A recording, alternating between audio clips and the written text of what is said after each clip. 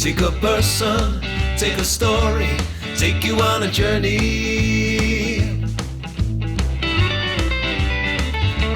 It's your take.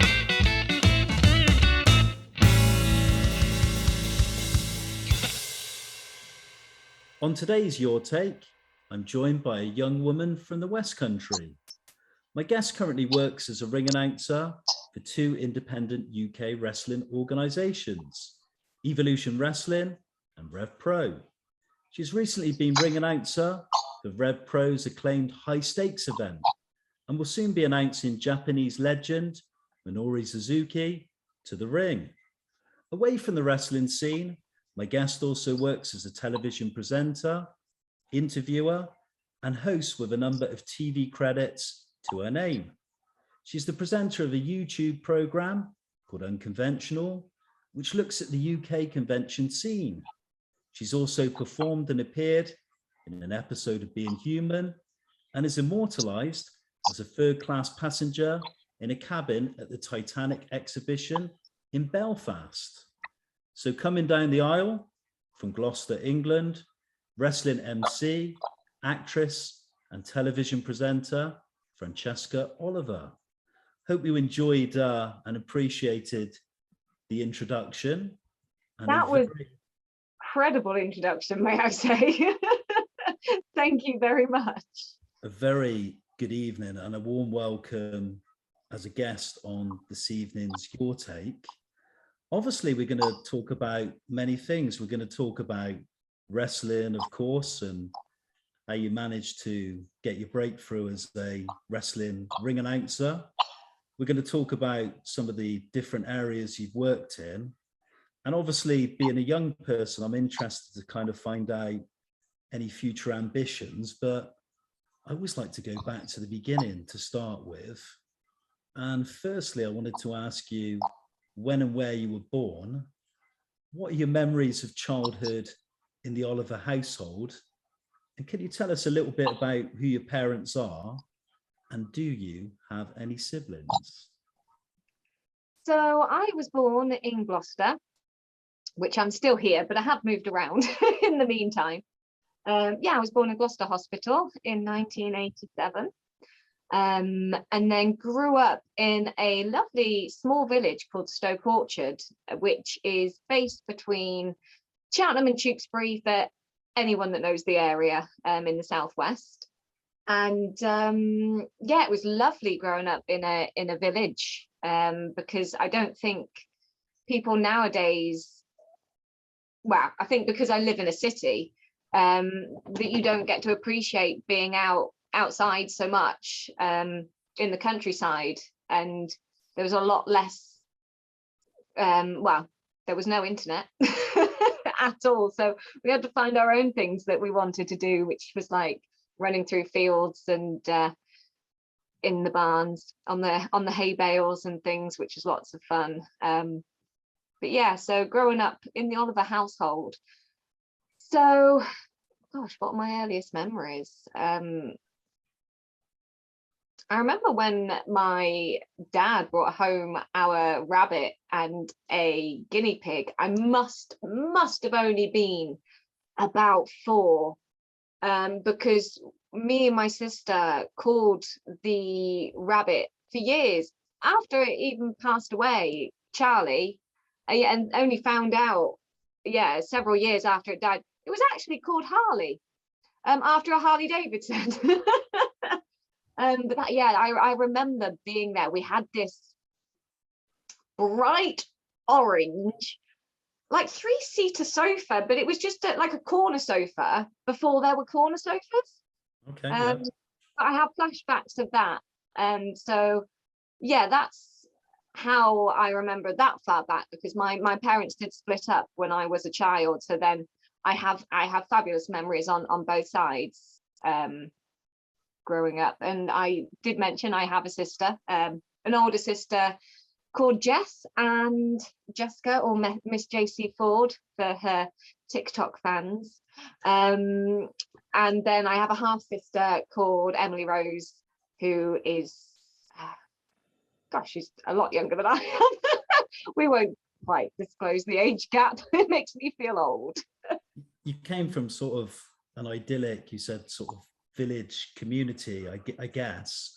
I kind of want to move on from that sort of background and talk about your schooling and find out where you went to school, and were they kind of fond memories, your school years, and did you have any early career aspirations, and did you eventually go on to further education? Yeah, so I went to, well, right at the beginning, I went to a primary school, which was in the next village along, called Trenton County Primary School, which there was actually only 90 kids in the whole school, and it was from reception right up to year 6. So it was very, very small school, which I loved being there. And then I went to secondary school, and I think with most people, when they go to secondary school, it can be quite the different experience. But I did enjoy it. There was moments that, you know, I think as an adult, we all look back and go, gosh, life was easier when we were at school. But like most, a lot of people, that there was some not so great memories of school. But as teenagers, it's what we go through. And as far as aspirations, I first actually started watching wrestling when I was around 15, but at that point it was more of just an enjoyment kind of experience. It was not necessarily something that I went, I'm going to do this. This is now going to be my life's path. It was just for enjoyment. And I then actually did go on to college doing BTEC in performing arts, and it's just continued from there actually. So there's always kind of been that performance element, but it was not necessarily something that I was kind of determined to do. Saying that, I did love it anyway, and I did also go to a Saturday dance and drama school. It was Jacqueline Chidzoy's School of Dance and Drama from the age of 3 up until 16. So I think it was always just going to happen, no matter what I do or I was going on to do, there would always be that performance element to it.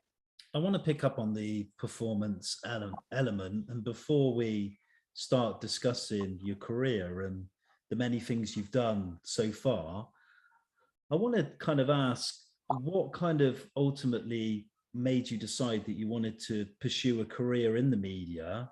And were you particularly interested in the arts? So for example, film, television, music, and the stage.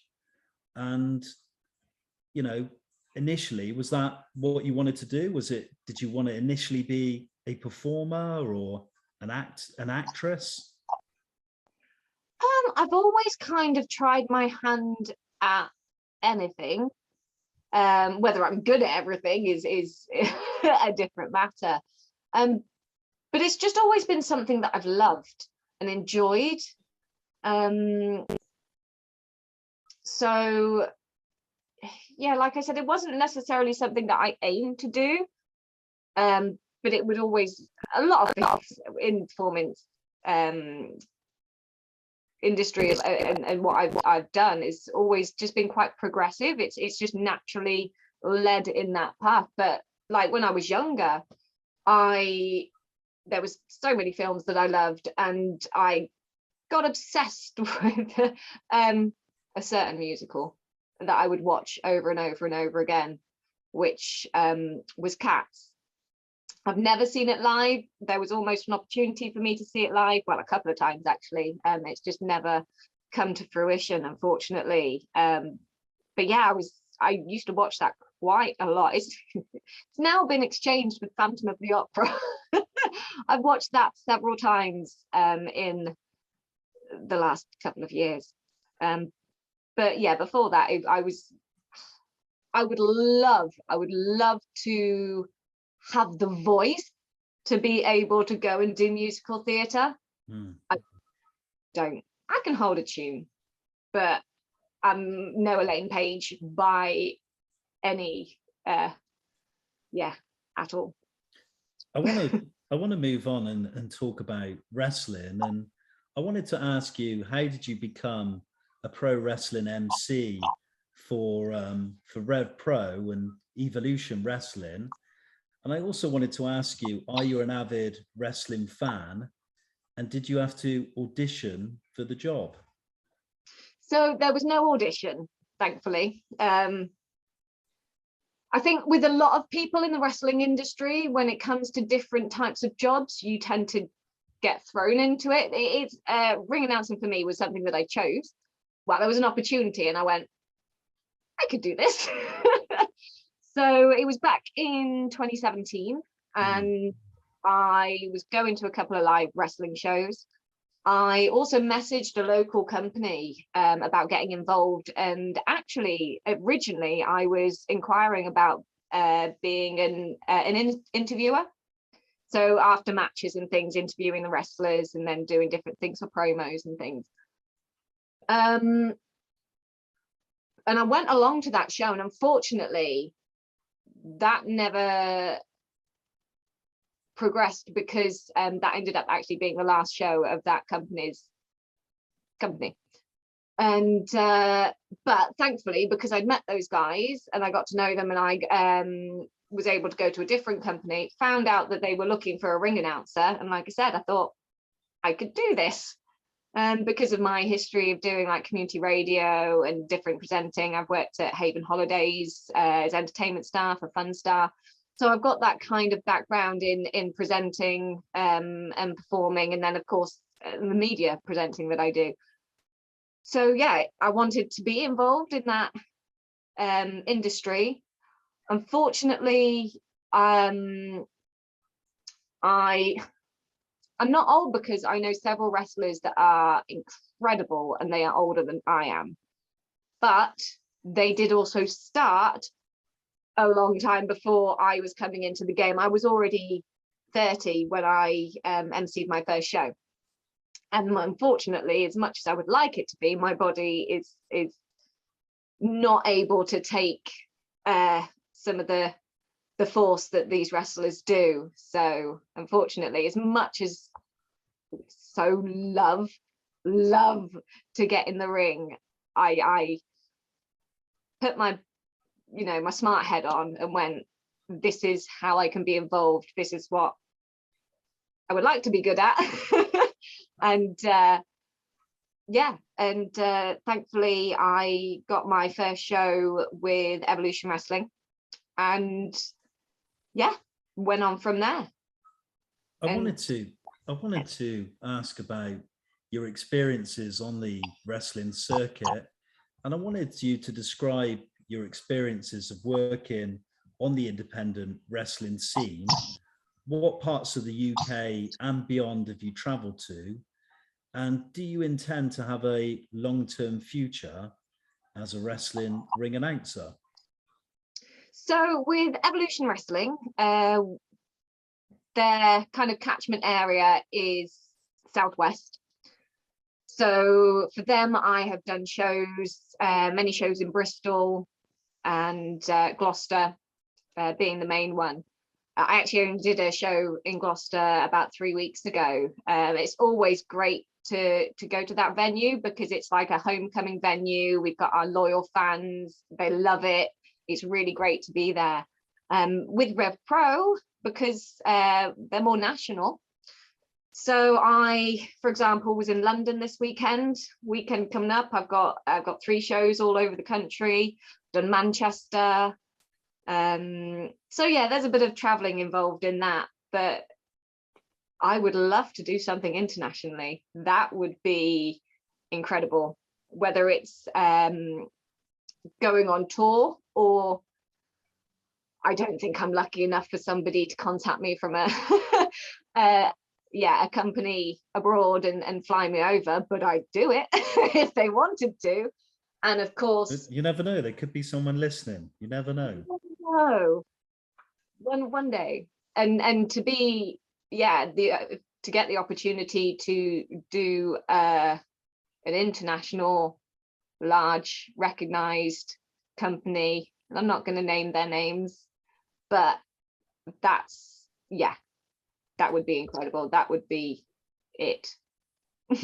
we were rewind the clock back slightly to the beginning of the year in January, where you emceed on RevPro's Wrestling High Stakes event, which received a 5-star review from David Meltzer, who's editor and publisher of the Wrestling Observer.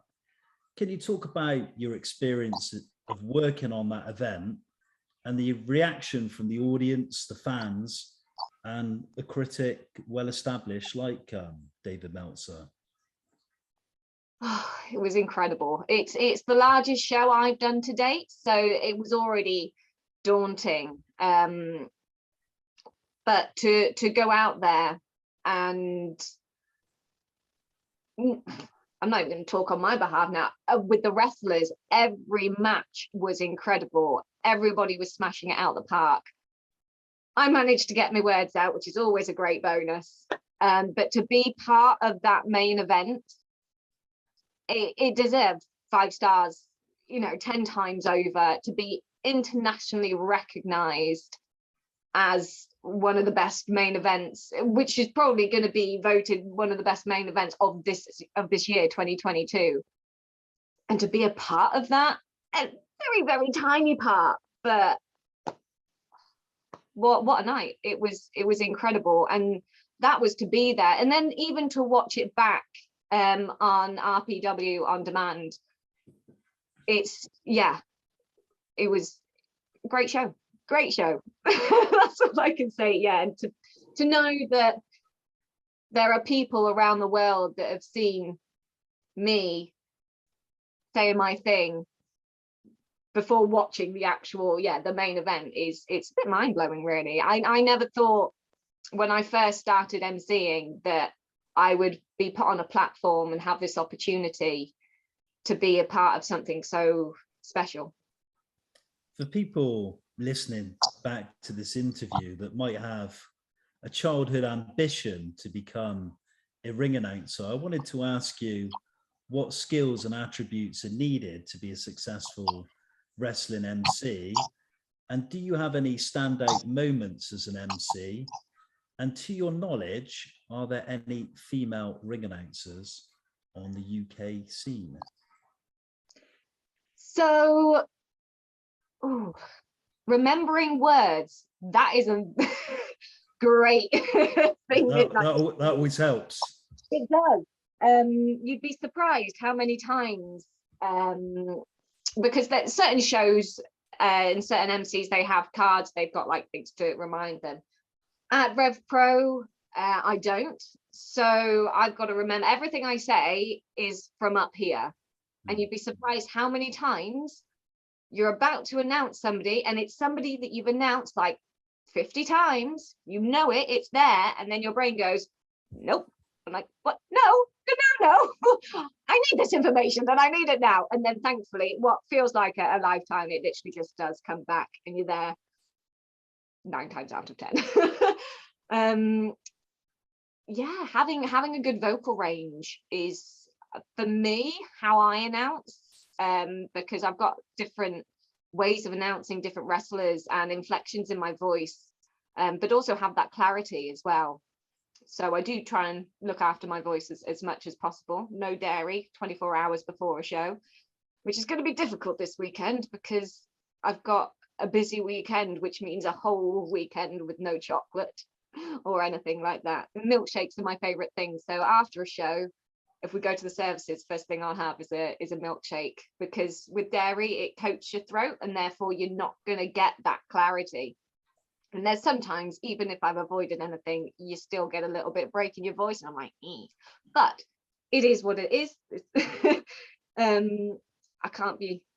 Nobody can be perfect. I would love to sometimes not have that break in my voice, but I will try everything to avoid that from happening.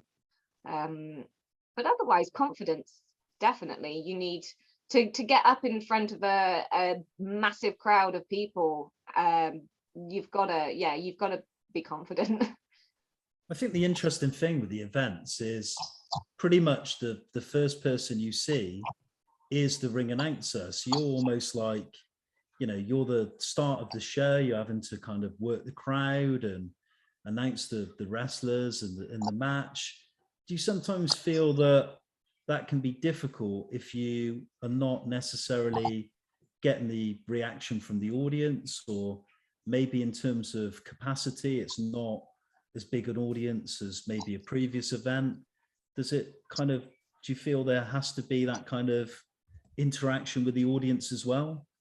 Definitely, because wrestling is, crowd interaction is part of it.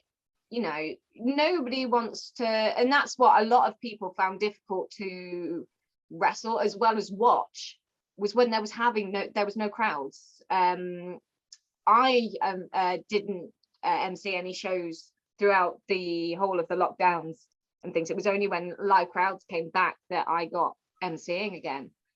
And yeah, crowd participation, as far as just, you know, cheering them on, is a big part.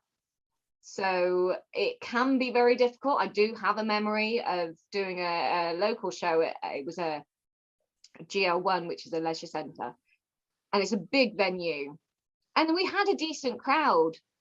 They weren't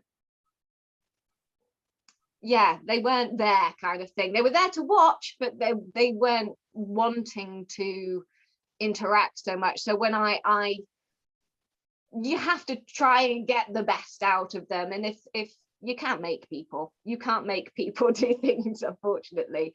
But yeah, that night they were just, you kind of go, oh, are you ready? And they're like, yeah. I'm like, oh. I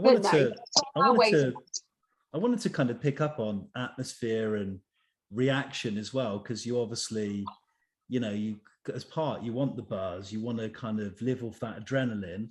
But do you often get one or two awkward people in the audience who may heckle or make your life particularly difficult in that moment? Has that happened? Yeah, there's a few times where you'll get the odd heckler.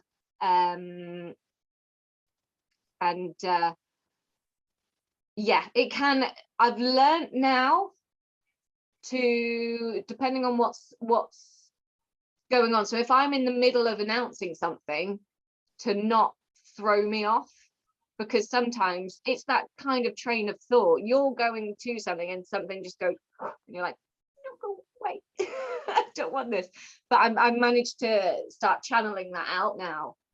You asked me something else and I was going to say something about it and I can't remember what it was. Yeah, it was, do you ever get the kind of odd, awkward person in the audience who might heckle or give you a difficult time? Has that sort of happened? No, not necessarily.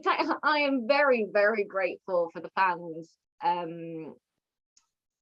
just generally, because having my first Francesca chant, these last couple of shows, actually it's been quite a few shows now. Like, thanks guys.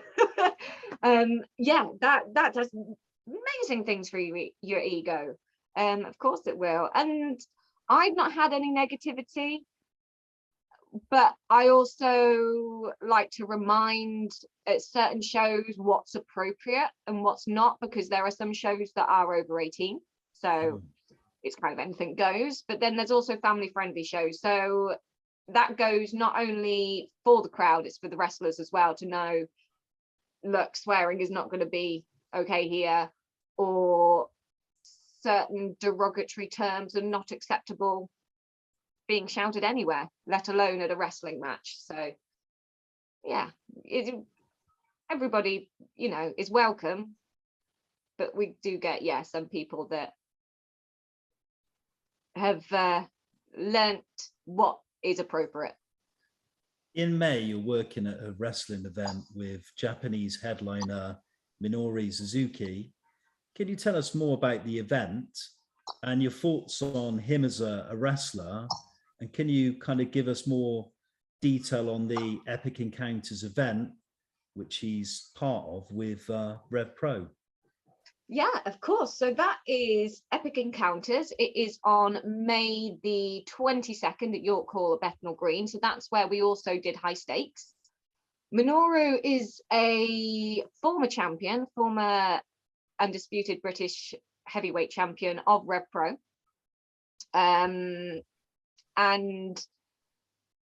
I've never actually met him because I've come to RevPro in 2021. So I'm really looking forward to meeting him. And he's going against current undisputed British heavyweight champion Will Ospreay. So that I can see being another 5-star main event. And yeah, well, I remember watching, when was it? A couple of years ago now. I feel like we'd come back from NXT UK in Cardiff with my friends, and it was AEW pay-per-view, and out of the blue suddenly Minoru Suzuki turned up, and I believe it was against John Moxley, and that was, for me, that was actually one of the first times I'd encountered him. But yeah, watching his wrestling and since then, and to know that I'm actually this world-renowned wrestler I'm going to announce soon. So I'm so grateful. I keep saying I'm so grateful for these opportunities, because it's just continuous steps to be part of something incredible and something that is internationally recognized. And yeah, like I said, wrestling royalty. It's incredible. Really looking forward to that.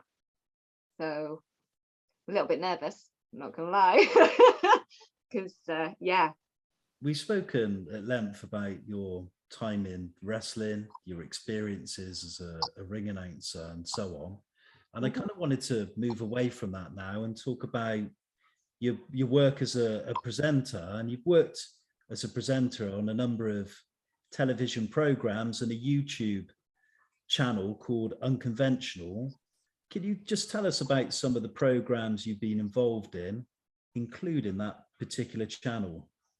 Yeah, sure. So I've done a lot of supporting artist work. So the one that everybody's done, everybody ticks off, is Casualty. That was the first television show that I actually got to be a part of, which, yeah, I was filming 5 days on that, and I didn't actually have an injury. And every scene that I took part in, I was just walking the corridors. So I'm pretty sure I was just somebody who's lost in the hospital, because I just kept walking around. I've done Casualty several times, several different things, which was great. Actually, one time I was pregnant, so that was interesting. I actually had the false bump and everything, which was kind of cool. I really enjoyed doing that. I was in a show called The Crimson Field, which was about a World War I field hospital, and I was what we classed as hero nurse, because I was originally cast for a scene where one of the soldiers had a hemorrhaging leg, and I had to learn how to use a tourniquet, and we had special effects, which was blood was squirting everywhere. And then about 2 weeks later, they decided that the room hadn't been decorated, like the set wasn't historically accurate. So then that all got changed up, and then the scene, then it still happened, but they had changed the focus of the scene, so that was more of the background. But I did unfortunately allow John Altman, who played Nick Cotton in EastEnders. He was a character in this, and I was the nurse that put down the tray with a pair of scissors, which then he took and had a rampage. So that was my fault. What else have I been in? I have done like bits on like Gavin and Stacey, and a Doctor Who episode, Christmas 2010 episode. So that's nice to be a part of Doctor Who. I was on Sarah Jane Adventures as well. That was part of that universe. Yeah, lots of different little things. And Lark Rise to Candleford was a big one that I say it was a big one that I did. It's kind of big one for our family, because my sister was also on it as a supporting artist. and my niece actually ended up being baby Annie. So she's been credited in the Radio Times. So by the age of 18 months, she'd already got further than I ever have. But yeah, I've done lots of different things. But yeah, that's a good experience, that one. I mentioned the YouTube channel and program called UnConventionAll, which is kind of about the convention circuit. And I wanted to ask you which conventions you've attended and filmed at. And are you keen on comic books, superheroes, fantasy, science fiction, and other popular nostalgia?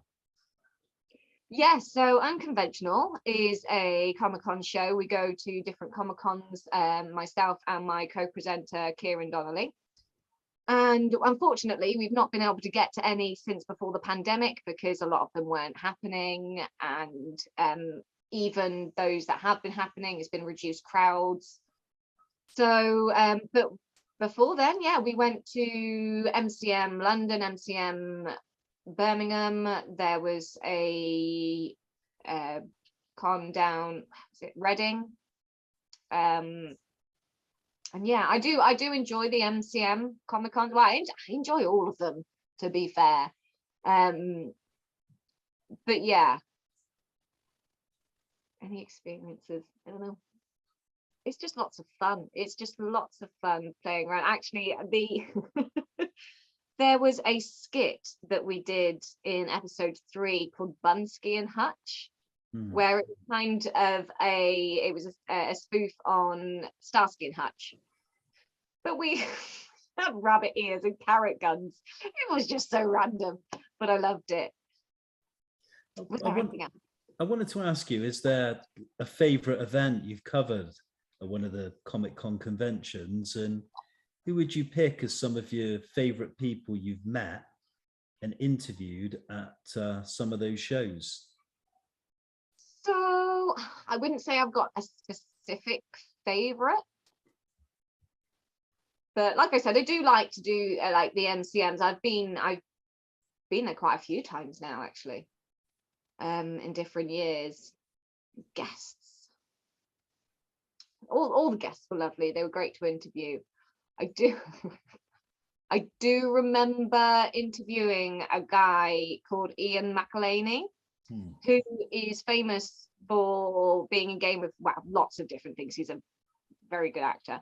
But a lot of people, and the reason why he was at the Comic-Con was because of his Game of Thrones character. But I'd only recently seen him in a spin-off from EastEnders called Redwater. Oh. And so I ended up just speaking about that for the whole time, because I was like, oh, but it was really dark and it was really good. What was your experiences doing that? And what was your favorite part? And I'm like, yeah, nobody's going to want to hear about this, but I'm really interested because I have a strange relationship. He was probably glad to be asked something that wasn't about Game of Thrones. So yeah. Yeah, I think it did take him by surprise. But also Veronica Taylor is one that sticks in my mind, because she is the voice of Ash Ketchum from Pokemon. So throughout my teenage years, I say a little bit obsessed, I was very obsessed with Pokemon. And even as an adult, I still thoroughly, well, I still watch the Indigo League and I still cry with Butterfree, but we won't go into that. No, now I'm getting emotional because it sets free Butterfree and you're like, oh, it's so sad. But yeah, I love it. And to meet her and interview her, I'm like, this is like my childhood. This is crazy. So that sticks in my mind very much so. One thing we haven't mentioned yet is that you were cast in episode 3, season 4 of Being Human. And I think the episode was called The Graveyard Shift. How did you get the part? And can you tell us about the role and the experience of working on the set? Yeah, so with that, I got sent for casting, and it was for 2 different parts. There was the part that I played, or there was a shop assistant. I even knew when I was reading for the shop assistant, I'm like, no, this is not the part for me.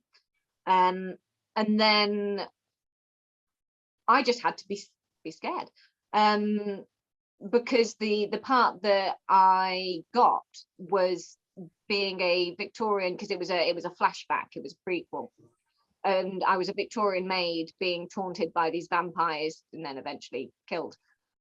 So I had to be able to portray that on screen. They obviously thought at the time that I did. So yeah, turning up on the day's filming and it just being the principal actor, myself, the other principal actor, and just the crew, it was a great experience. It was, yeah, and it was only half a day's filming as well. I was done by lunchtime, and I'm like, this is one of the greatest experiences I've had, and it's already over. But yeah, that was, you know what, there's been worse days than just being strapped to a chair being taunted by vampires, you know. It's yeah, no, I really enjoyed that. From being in Being Human, I kind of wanted to ask you something else that I'm intrigued about. I understand that you're immortalised as a third-class passenger in a cabin at the Titanic exhibition in Belfast. I'm fascinated to hear more. Can you give us some background and elaborate further? Yeah, so I got sent for a casting for that as well, and it was at a hotel, and the girl I was with, auditioning with, we had to both sit under a table and basically just create some dialogue that was suitable for 1912. And they must have liked what they saw, because then I got the part, turned up at filming, I think I actually had to go there for, so long ago, because it was for the anniversary of Titanic. So it was in 2012. And it was the opening of the Titanic exhibition. And but when I went for filming, I got my nightgown on. They did my hair, and then they took me into the room. It was me and this a different girl, and went in, and I just saw, it was just scaffolding. It was quite a bit of scaffolding. It was quite high. And they're like, yeah, so we just need you to go up there and sit on this spot here. And I'm like, I'm glad I'm not scared of heights, because they're like, yeah, just sit there, and now don't move.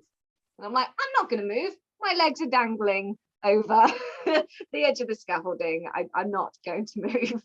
And then I just had to sit and darn my socks. So yeah, if you go into the Titanic exhibition in Belfast and into the third class passenger, you will see me projected onto that wall, which I got confused by some friends not so long ago, because they'd gone on holiday, and suddenly I saw that I was tagged in a photo, and I was like, why am I tagged in a photo? I'm not with them. And then it's because they were at the Titanic exhibition going, look, that's Fran. So yeah, it's a bit of a different one. Francesca, we've established that you've worked in many creative areas. We've spoken obviously about your time in wrestling, which you're still doing now, and you've got some big events that you've spoken about coming up shortly. We've spoken about presenting, we've spoken a bit about your involvement on film sets. But is there any creative areas that you've not explored that you'd like to try out in the future, perhaps, whether it be radio, acting for stage, film, music, modeling? And what are your long-term career plans for the future? So I've done everything that you've listed there in some form. Yeah, in some form. Apart from feature-length films, I've done short films, and I've done stage, just locally. I've done community radio. So for me, aspirations right now is solely opportunities in wrestling, but I would like to not shut off any avenues at all, and yeah, to be part of a feature film, although not a group day, because no. That's, yeah, if you're on a like a battle scene or something, it's spectacular as it looks, it would be a long, cold, hungry day. So that's not kind of something that I would go for. But yeah, any other kind of opportunities in that. Modeling, yeah, I don't know. I've done little pieces in the past. But yeah, I don't know if it's something that people want to look at me. That's the, have I got a market? That's with any job really. Am I marketable? I don't know. Shortly, I'm going to move on to the final questions that we ask all Your Take guests. We kind of ask things you like, maybe things you're not so keen on, and also find out some of your interests outside of your work. But lastly, I was going to ask you, do you have an agent, and how do you get most of your presenting jobs and opportunities? And how important for you is social media as a tool to promote your skills and to secure work? And if so, what platforms do you use? So I am on Facebook, Twitter, Instagram, LinkedIn, TikTok. But am I any good at it? No. In a word, I'm not very good at putting myself out there. I could do with somebody that could do that, like take photos of me, update my statuses, because I'm very much somebody who would think, oh yeah, I'll tell people that, and then I'm like, yeah, but they don't really want to know that, really, do they? And I'm like, oh, okay, I won't put that then. But I know if I want to be in any industry, got to sell myself. So I am working on this. I am getting better. And I don't have an agent. Any work recently, so with like the supporting artist work and the castings I did, I was with an agency previously, but I've not been with them for a few years. So anything else has been networking and word of mouth, and yeah, putting myself out there. So is it something you maybe thought about doing, actually having an agent to kind of secure your work, or is it something that you don't think you need? 6 months or so, it's something that I've looked at as far as moving forward, but yeah, it's still in the thought process right now. Any agents listening, they're welcome to contact me. Anybody that has any opportunities, any agents, photographers, modeling agencies, presenting jobs, if you're listening. Yeah, my contacts are on my social media, so I am contactable. Before we go into the quick fire questions, you did ask me if I was actually interested in like sci-fi things and stuff like that. I need to apologize to everybody because I'm a rambler. I will just ramble on and forget what I'm meant to be talking about. But yeah, I'm a big Joss Whedon fan of his creations, shall we say, and very much a big Buffy fan, a little bit obsessed with that, Angel, Dollhouse, Firefly, to list a few. And growing up, I loved Star Wars, and like we mentioned, the Pokemon thing. And yes, there is another female MC in the Southwest. Her name is Jade Warford, and she did actually just recently do the Progress show, which was a women only event. So it was a female MC, a female ref, and all the wrestlers were all, yeah, it was a complete female event. So big clap to her. And yeah, she's great as well. So there are a few of us around. Francesca Oliver, it's that moment where we ask every single Your Take guest the same 13 questions to wrap up the interview. So I'm interested to find out some of your pastimes, some of your loves, your passions, and things you do outside of presenting and the wrestling circuit. So here we go. Number one, what would you say is your favorite pastime? Spending time with my dog and watching a certain show. Yeah, I'm a big EastEnders fan. Yeah. So we watch a lot of that in several decades because it is available. I'm actually even watching it with Den and Angie, not with Den and Angie, that would be odd. But yeah, the 80s EastEnders is very interesting. So we spend a lot of time doing that if we're not out walking, and generally other stuff. We're starting scent training soon, so that'll be fun. When did it start? Was it 1986? It was something like February the 21st, 1985. I need some form of EastEnders quiz. I'm like, this is all I'm doing. I there you go. That's another favorite pastime. I like to quiz. I used to go and like pub quizzes and things, or television and family at Christmas. We're all about the quizzes. So yeah, that's it. From a soap opera, a popular BBC soap opera, and a good old quiz, we move on to cinema. What would you say is your favorite film and why?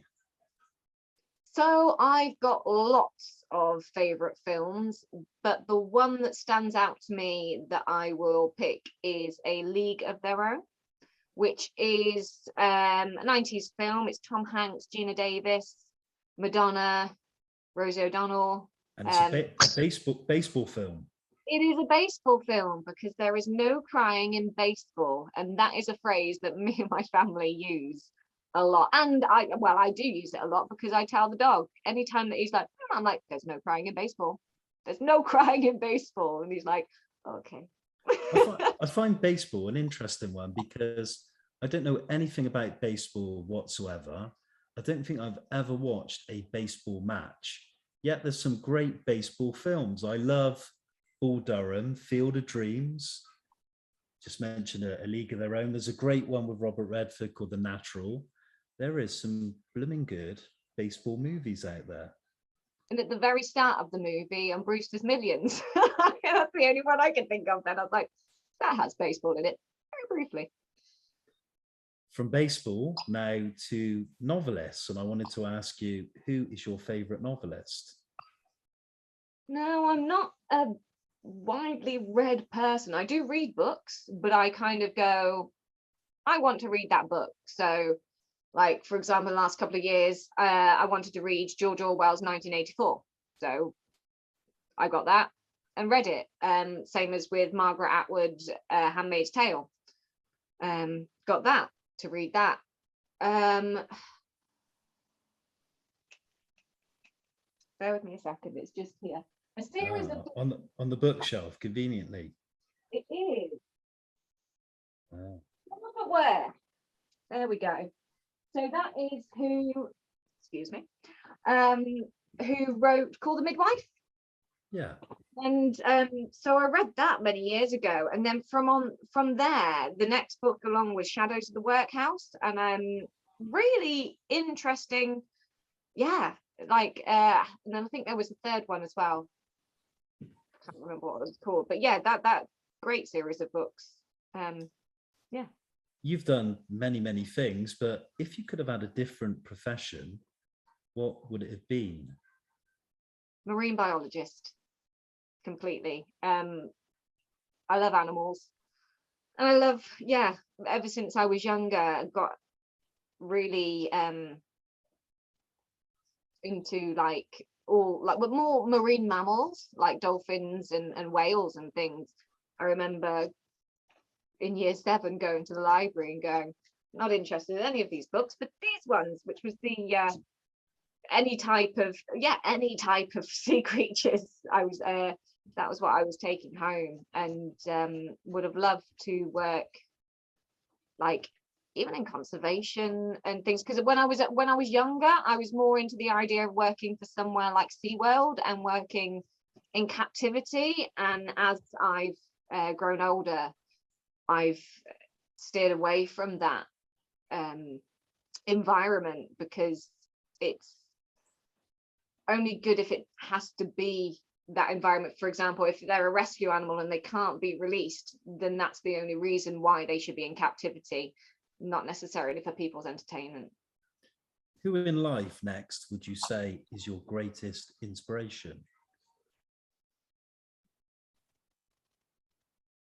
That's really difficult. That's like, You had a look on your face for a minute as if to say, don't ask me that one.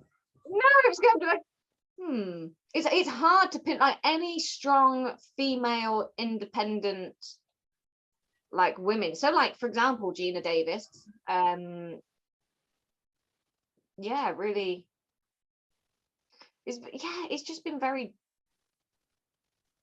there's no specific I can pinpoint to go, I really like, I'm inspired by you. We can move on, not a problem.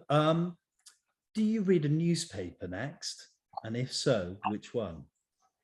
I try and avoid sticking to one news outlet and try and get the whole picture. So therefore I will read multiple to try and determine what the story is actually about, because you can't always trust what is written. Do you read a physical newspaper, or do you read all your articles online? It is all online. Gosh, when was the last time I read a newspaper, an actual physical newspaper? Probably the Metro on on a bus. Yeah. But otherwise online. What would you say is your favorite food? Cheesy garlic bread, or just cheese, or bacon, or all of them together. The ultimate combination, some may say. This next one seems to stump most of our guests. They always seem to struggle with this one. I'm going to ask you, who is your favorite cultural icon? It could be maybe a political figure, somebody revolutionary, maybe someone famous from history, maybe somebody who's changed the world in some sort of way, a designer, an inventor.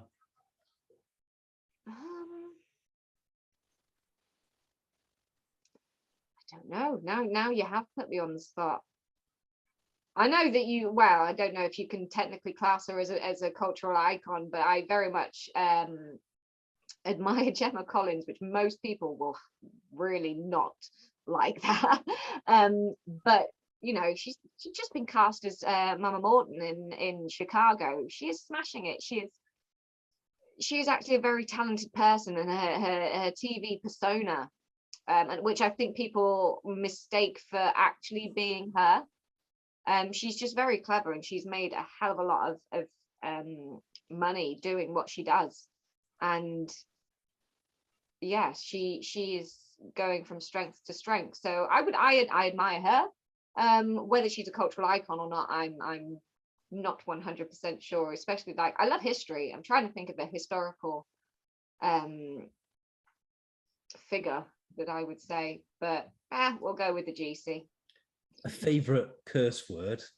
What would you say is your favorite curse word, and why? Now, I'm not going to say it, but I was randomly driving the other day, and I don't know if it was because I was near a Roman villa, but the word centurion came out, but we changed the E to a U. And that just came out. Say no more. Yeah. It's an interesting one. I don't know where it came from, but that's my favorite one this week anyway. When you get to go on vacation, what would you say is your favorite place or holiday destination? So I worked out in Zante for a while, spent some time there. And yeah, I miss there very much so. This is Alfie Bow. He's decided he wants in. A nice close up. Yeah. It's like he's missing all the attention. Right, Alfie, come on, down. Good boy. So yeah, Zakynthos. It's yeah. I think because I missed that. There's plenty of places that I would like to visit, but of all the places that I have visited, yeah, potentially, yeah, Zante was my favorite. Next, we talk about music. Who would you say is your favorite music artist? And if you had to choose your favorite album, what would it be? So I've got such a wide range of music tastes. I have another odd hobby, even though like watching EastEnders would be odd enough, is collecting old 45. So buying singles, going to charity shops, buying random singles, which on the EastEnders link, I ended up buying Every Loser Wins by Nick Berry the other day, which is the song featured on EastEnders, and I actually had watched the episodes not too long before that. So it's funny you mentioned about buying old vinyl, because I went through a phase of buying 12-inch singles. I had one of these, I can't remember, I think they're called Crosley, where you get the little player in the case that comes out. And yeah, I went through a little phase of buying, kind of just picking them up cheap on eBay, and playing some of those kind of singles that I like from childhood, and exactly. Well, just great pop singles, you know. And that tends to be in the charity shops. That's what you get. So I've got Anita Dobson, which is the EastEnders theme, Angie Watts. So that's the EastEnders one I have. It's not just EastEnders records that I own. Do you have a favorite band though, or a favorite album that you kind of go back to on a regular basis? Oh yeah, I still listen to By the Way album by Red Hot Chili Peppers regularly. It's like it's on my phone, so often when I'm playing songs, then yeah, that's what comes out. And I listen to radio too, so I like my golden oldies. Really, I like a lot of ELO. ELO are great. Yeah, I love ELO. Jeff Lynne, and they're fantastic live as well. I'd love something live. And Phil Collins is another one that I listen to a lot. We move to the last two questions. Here's the first. What would you say is your greatest achievement to date? So I think it's changed throughout. So like a couple of years ago, I would have said the Being Human episode and being a part of that and being there, I would say, oh yes, this was the moment. But High Stakes not too long ago, and to be even like subconsciously kind of people like didn't even notice me, but to know that around the world, and that's like we're talking around the world, America, Canada, Japan, and that I have been on something and been a part of something that was so incredible. That's probably my moment so far. And Francesca, you're still very young. You still have many things to achieve, many experiences to come, I imagine. But lastly, how do you wish to be remembered?